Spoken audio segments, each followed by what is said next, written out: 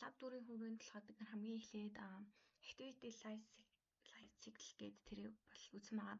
Энэ маань болохоор яа гэм бэ гэхээр одоо ингээд бидний ажиллаж байгаа аппликейшн маань ингээд life cycle гэдэг нь ерөнхийдөө activity маань хаагдаж нэгдэх үлийг ерөнхийдөө бол ингээд нэг яг одоо гараад орох шууд апаа ажиллуулах бүр ингээ хаах гэдэг тэднийг бол ингээд life cycle-ээр ерөнхийдөө хэлмээ. Тэгвэл та тэднийг болохоор ерөнхийдөө яг энэ нэг апаа ажиллуулж захтаа шууд ингээд харчиж болдог. Тэрийн энэ log cat дээрээ энэ нэг log debug-аараа ерөнхийдөө ингээ харсан. Тэгээд энэ дээр болохоор ингээд яг шууд нэг on activity cycle маань дотроо ерөнхийдөө бол on create, on start, on resume, on restart, on pause, on stop, on destroy гэдэг юм байгаа. Эдгээр болохоор яа гэм гэх юм бол одоо хамгийн анх бүр ингээ ажиллаж ихэд бол on create маань хийгдэг энэ activity-г маань API маань гэдэг зурж яана гэсэн үг шүү дээ. За тэгээд on start маань одоо ингээд application-ы bottom маань байгаа шүү дээ. Энэ дээр ингээд дарлаа гэж бодоход on start маань дууддаг.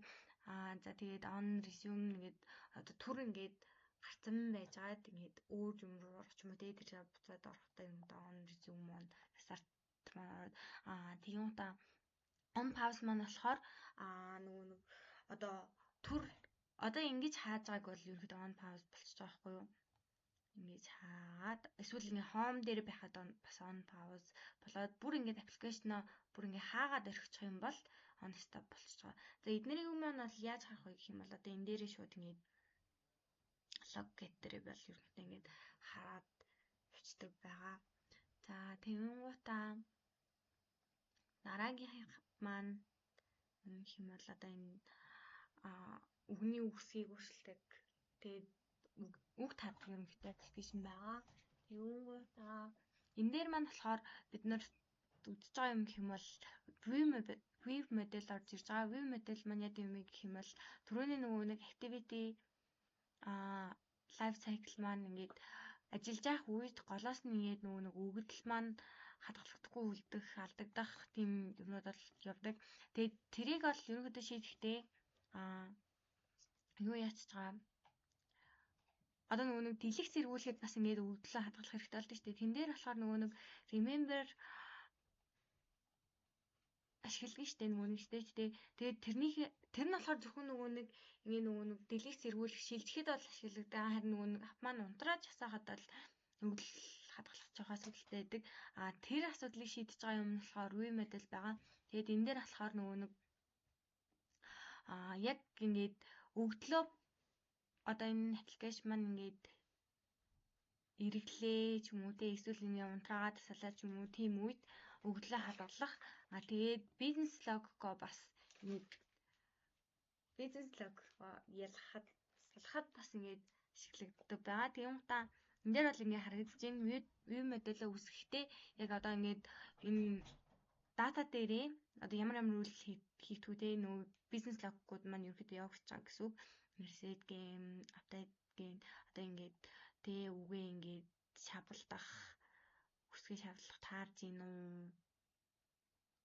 Тийм иймэрхүү юмнууд маань ерөөдөө явдаг.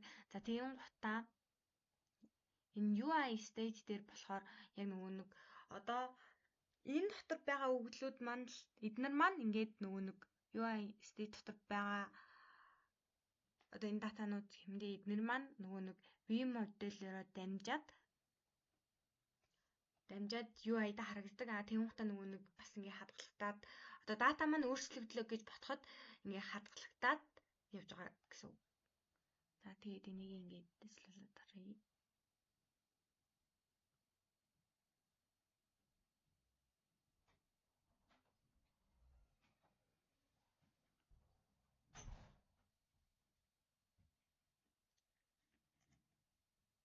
За одоо ингээд үг маань гарч ирж байгаа. За тэгэнгуутаа ингээд skip-лээд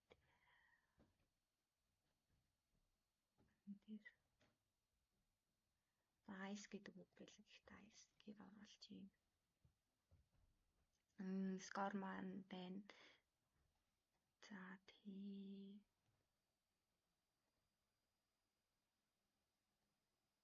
За одоо ингээд нөгөө нэг тоглоом маань дуусчлаа гэж ботход play again дээр дарахад ингээд бүгд